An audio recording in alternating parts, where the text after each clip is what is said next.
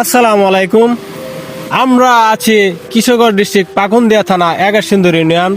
আমাদের টান অঞ্চলের মানুষ, আমাদের যে বৃষ্টির পানি এত পরিমাণ হচ্ছে যে আমরা বুঝতে পারতেছি না যে আমাদের যে ধানগুলা সোনালী ফসলগুলো আমাদের ছিল, আমাদের কৃষকের মনে অনেক হাসি ছিল যে আমরা ধানগুলা ঘরে নিয়ে যাবো, কিন্তু দুঃখের বিষয় আমাদের এই টানা 4 দিনে বৃষ্টি তলিয়ে গেছে আমাদের সমস্ত ধান। এবং আমাদের কষ্ট ক্লান্তি ভরা মন নিয়ে আমরা এখন হাবুডুবু খাচ্ছি পানির মধ্যে। তো যারা ঢাকা শহরে 5 তলা বাসায় আছেন তারা অবশ্যই জানতে পারেন না যে আমাদের দেশের কত ক্ষয়ক্ষতি হয়েছে এবং কি পরিমাণ ক্ষতিগ্রস্ত হয়েছে।